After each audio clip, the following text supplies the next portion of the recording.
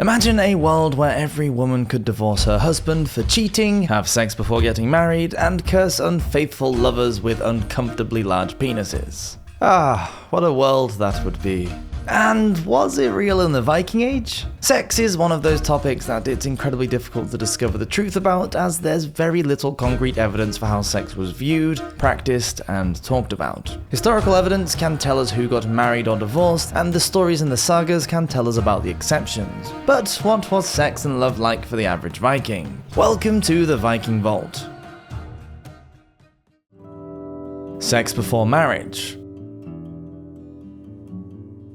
As a non-Christian society, most Vikings didn't find it weird or taboo for people to have extramarital sex. We'll cover adultery later on in the video, but looking at the concept of sex before marriage and saving yourself for your wedding night really didn't apply in the Viking culture. Virginity wasn't a highly valued ideal, and women weren't shamed for having sex before marriage. However, it was still pretty important to get married. If a Viking man or woman stubbornly avoided getting married, they were accused of fleeing the penis or fleeing the vagina and were shunned by their peers. Without the same level of shame around premarital sex, the only concern for those wanting to engage in premarital sex was making sure not to get pregnant and potentially not have a legitimate heir. Clearly, the pill and condoms weren't a Viking's first choice for contraception. So, what would a Viking have used if they wanted to have sex but not have a bouncing baby Bjorn in the next 9 months? Unfortunately, historical sources on the theme of Viking contraception are quiet. Either this means that they simply relied on the good old-fashioned and super reliable pull-out method as a way to avoid pregnancies, or perhaps that the methods utilized were passed down orally. As these sagas and histories are very male-based, it would make sense that little in the way of female wisdom is captured,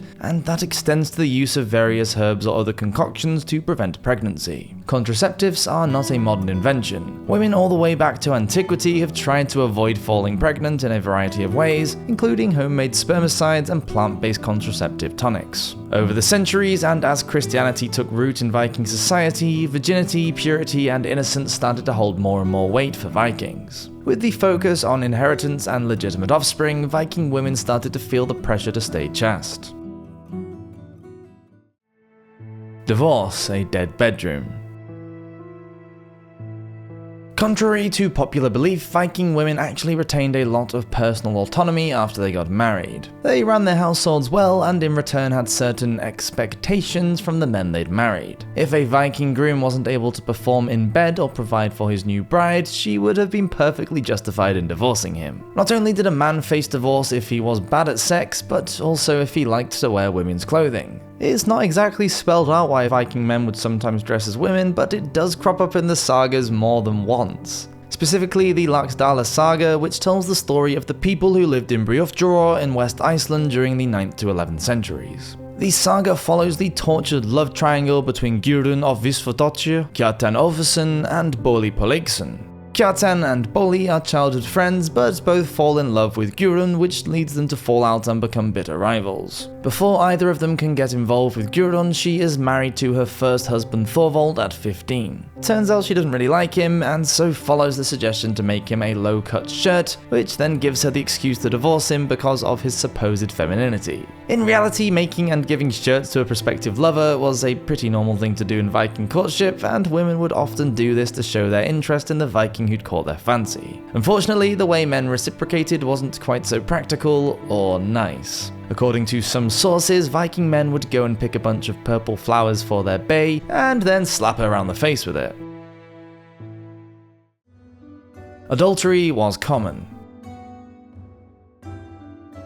As always, it's hard to say exactly what went on in a Viking town, let alone the Viking bedroom. Most of our evidence comes from sagas and legal documents, which naturally deal with the outliers, exceptional stories of heroes and monsters, or regulating extreme behavior so Viking society could survive. However, it does seem to be true that infidelity was pretty common during the Viking Age. Men with higher status would often have multiple wives or concubines, but this wasn't normal for everyone. Commoners would normally only have one partner, as they couldn't afford to have multiples. Plus, it was less important for them to have a legitimate heir to pass on the family. Unfortunately, although women were able to get a divorce from their husband if he refused to have sex with her for 3 years, they didn't have the same legal rights if they wanted to have an affair. If they married rich, they would likely have to share their husband with other wives and wouldn't be able to divorce him on grounds of cheating. If a Viking woman wanted to have an affair though, it was a completely different story, obviously. Women were subjected to harsh punishments if they were unfaithful, ranging from physical beatings to death or being sold into slavery.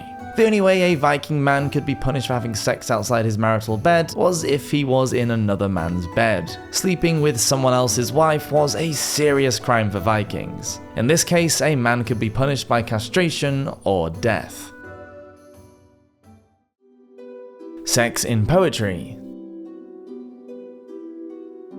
Apparently, Viking poets were the equivalent of modern-day celebrities, and love poetry was considered too raunchy for general audiences. In fact, any skald who dared compose mansong or maiden poems would be in deep trouble. But Vikings didn't like to follow the rules, and some skalds still defied the laws and composed this sort of poem, risking life and liberty to profess their undying devotion to the object of their affection.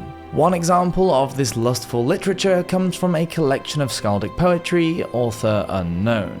Quote, "Well considered the woman's worth the whole of Iceland, heavy though my heart of Hunland and of Denmark. Not for all of England's earth and kingdoms would I forego the golden braided girl, nor for Ireland."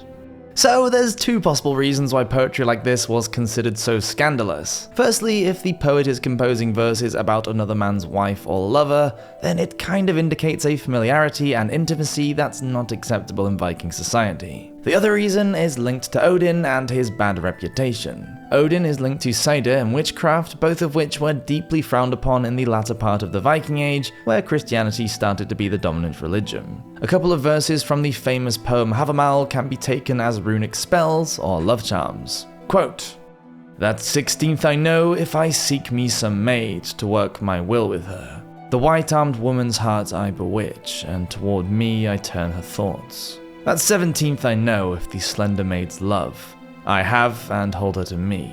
Thus I sing to her that she hardly will leave me for other man's love."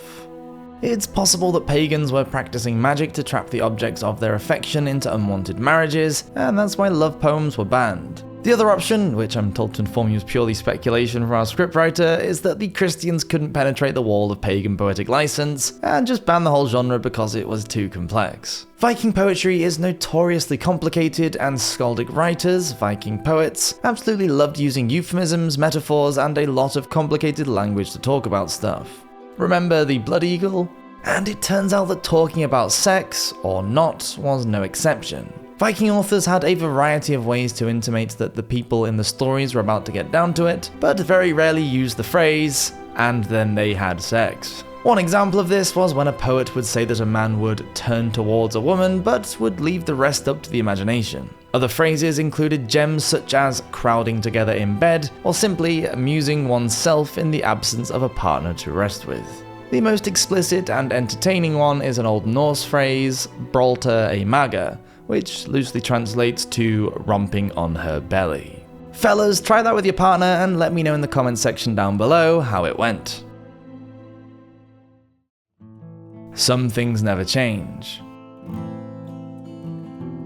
While most of those phrases haven't made their way into our modern lexicon, a lot of our words come from Old Norse, including some of the cruder ones.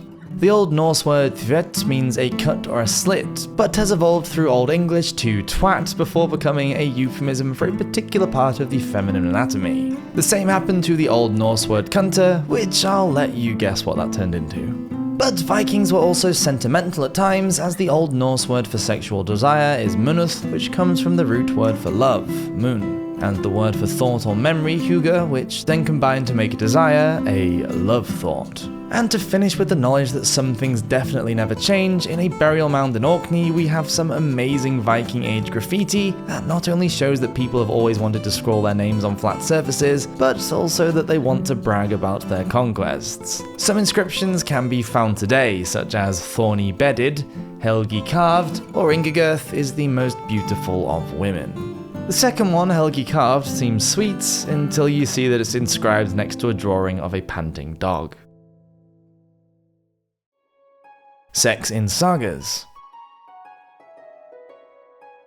Although Viking writers didn't like to mention sex directly, they did love to talk about it, and so the sagas are absolutely rammed with smutty topics and sexual stories. Some of them are realistic, and others are completely farcical. Take Brennu Njarl's saga for example. In this saga, a husband called Hrut has a somewhat specific curse laid upon him by a jealous lover, Gunhilda. Gunhilda was married to Eric Bloodaxe, but ended up having an affair with the much younger Hrut Helgifsson, who was visiting Norway at the time. She helped him in various ways, from sponsoring his visit to making sure he inherited by hastening someone else's death. So you can imagine Gunhild wasn't pleased to learn that Hrut intended to return to Iceland and get married to someone else. As he made ready to leave, she made him a wealthy man by showering him with gifts, but also showed her displeasure by cursing him with some sort of sexual dysfunction. Many sources think that this is a priapism, a persistent erection, but it could well be erectile dysfunction as well. The saga reports that Gunhilda tells Hrut that he'll never have any pleasure with the woman he planned to marry, but he'd be fine with anyone else. The reason priapism seems to be Gunhild's curse is the language used after Hrut returns to Iceland. The saga uses forceful kennings to describe him, including spear sharpener and bowbender, plus there's the fact that Hrut literally means ram in Old Norse. When Hrut's wife decides that enough was enough, she went to her father for support, who recommended she should claim to be sick and then have sex with other men before asking Hrut for a divorce. Typical fatherly advice from a Viking. Thank you so much for watching this episode of the Viking Vault. Please do subscribe if you're enjoying these videos, and I'll see you next week for another one. Until then, have a great week. Cheers!